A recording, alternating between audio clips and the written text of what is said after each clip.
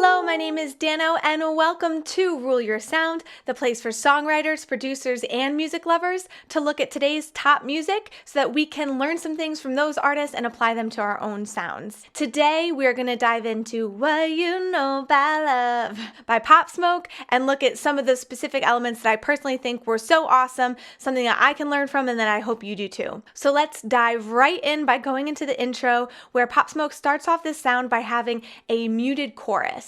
Now, just as a plain matter of fact, this is a really cool way to open a song. So if you're ever stuck and need some ideas for an intro, you can play around with something like this and see how you like it. One of the reasons that I personally love it is anytime you have something that's muted or muffled, it kind of makes you need to listen more closely to be able to hear it. So I think that it's just a way to keep the listener engaged. On top of that, everyone knows that it's going to open up and that muted muffly effect is going to come off, but we're not sure exactly when that's going to happen. So it's kind of exciting, that we're waiting for this to open up.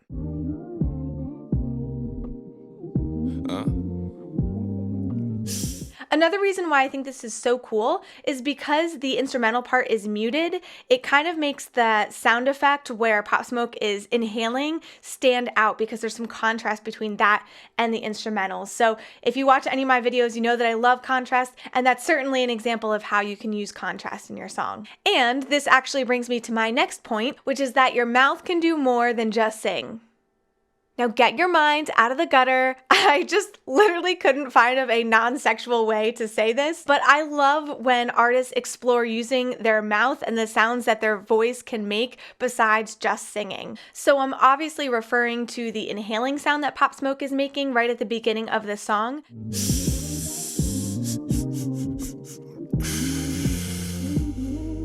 I think it's really cool because it warms us up. He's taking a nice big breath of what I can only imagine is crisp, clean, fresh air and getting ready to sing that part when it comes in. So I think that that's a really nice example of a time that you can use your voice to make other noises besides singing. Roddy Ricch actually used this technique in a song called The Box, where he used his voice to mimic the sound of a creaking door by going ee-oo.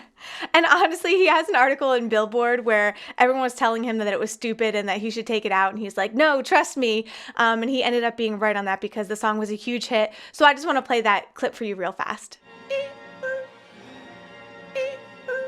So, sometimes you just got to trust your gut and have fun with it and have fun exploring using your voice in other ways. Number 3, spotlighting. I talked about something similar when we went over Thank You Next by Ariana Grande. So if you missed that video, definitely check it out. But basically, if you are trying to have your listener engaged throughout the entire song, you want to avoid any parts where there's kind of like a dead space or where nothing is going on. So if you were to sing this without any background vocals or any other instrumentals, it would sound like this. What you know about love, I got what you need. Walk up in the store and get what you want.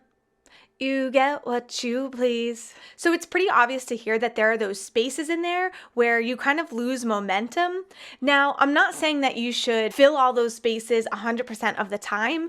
I think that if you're trying to create a song where maybe you said something meaningful or powerful and you want the listener to take a pause for a moment and really let that sink in, then leaving that space is a great idea. But for something like this where you're trying to have an energetic chorus, if it's something that you're dancing to and you don't want your listener to stop dancing, you're going to want to fill those spots. And something that you can do is a technique called spotlighting. It's basically like you're shining a spotlight on a sound 100% of the time in your song. So think of it as you've got a stage and you have your piano, you have your vocalist, you have your drums, you have your synth player. And at every single point throughout the entire song, that spotlight is on and shining on something so that the listener always has something to listen to from start to finish. Let's take a listen so you can hear what I mean. What you know about love? I tell you everything. I got what you need. Woke up in the store and get what you want. Yeah, you get what you please. In this case, Pop Smoke used background vocals to fill the space, but you can literally put anything there. A synth, a drum fill, whatever, you name it, just as long as there's something that you are shining that spotlight on. So the next point is to use family and other rhymes to expand your lyrical options. So if you know me, if you'd watched these videos before, you know that I love Pat Pattison. I've talked about him in this video as well as this video. So if you're a songwriter, please do yourself a favor and buy this book if you haven't read it already. It is a great resource with a lot of really valuable information. I linked it below in the description box, and if you're gonna buy it, please use this link so that your girl can make a little bit of commission on it. Now, we all know that as songwriters, we don't need to rhyme everything all the time. But if you're writing something where it has a flow and you really feel like it needs to rhyme in a certain spot, but you wrote a great line, except for it ends on the word purple, and like, what the fuck rhymes with purple? Like, do you have to literally throw out that entire good line because there's not a word that rhymes perfectly with that? And the answer, of course, is no. And there's actually a little bit of science behind how you can find words that don't sound exactly like your rhyming word, but are close enough for your project. Pat Pattison goes into much more detail in his book, but here are 5 different types of rhymes, with perfect rhyme rhyming the most and consonants rhyme rhyming the least. Basically, a perfect rhyme is something that rhymes perfectly, like cat, hat, and as you go further down the list, they get further away from that rhyme. I'm not going to go into detail about every single type of rhyme, but I do want to talk about family rhymes because that's something that Pop Smoke uses pretty frequently throughout the song. Now, the difference between a perfect rhyme and a family rhyme is that a perfect rhyme, you have the same exact consonant after the vowel, cat, hat, they both have the T, but in a family rhyme, they have the same vowel with a different consonant at the end, cat, nap. Now already you can see how quickly you can expand how many words you can use to rhyme with a certain lyric that you have written. So here is a tool from Pat Pattison's book that I use all the time. I literally have a sticky note above my computer with all these consonants so that as I'm writing, I can kind of go through the list to find that perfect word that matches my song and goes with the flow. For a family rhyme, you can really use anything in the same box, like cat, nap, sack, or cub, bud, hug. So the further away you go from the original box, the further away it will sound from the rhyme that you started with. But honestly, they are all close enough where that it keeps you in your flow if you want something to sound like it's gonna rhyme. I actually think that Pop Smoke uses non-perfect rhymes more than he uses perfect rhymes throughout the entire song. So let's just take a look at the first verse to see how he does it. Now the last word on each of these 5 lines has the same vowel sound of but there's variation on the consonant after it. Touch, us, trust are probably the closest because they're all part of that same family rhyme, where front and pronounce are still close enough that you can keep that flow going throughout the entire verse. Now the next phrase has the I vowel sound, twice, like, tights, heights. Now tights and heights are perfect rhyme. They have the same vowel and the same consonant, but twice and like and in different consonants. So in this case, they are family rhymes. So I know that this is a lot on rhyming, but I think it's really important because sometimes when we get stuck when we're writing music, we feel like we can't find that perfect word that rhymes. So this is a great way to open up opportunities. I highly recommend getting yourself a rhyming dictionary or getting an app on your phone.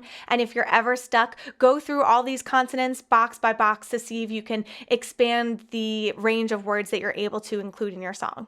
All right, let's move on. Something I talk about a lot, syncopation. If you have not yet seen Holy by Justin Bieber, we talked about syncopation in that video too, so definitely check it out. So without going into full detail about what syncopation is, it's basically you have a basic rhythm, but sometimes the accents don't fall on the downbeats. I was so excited when I heard Pop Smoke use syncopation this way in the song because he did what me and a lot of other music nerds did in high school, which is he has triplets and eighth notes happening at the same time. It is literally hard to do at once, so I'm gonna give it a shot. Ready? We got triplets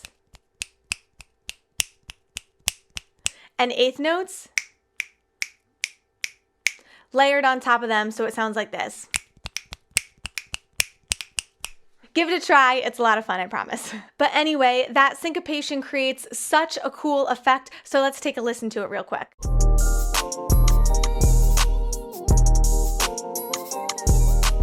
So I hope that some of the techniques we went over today are helpful and can help you have more control over your sound. And if so, please comment. I would love to hear your thoughts. I'd love to know what I missed. Like this video, subscribe, because next week we are going to be going over 10 different ways you can start a song. So you don't want to miss it. See you there.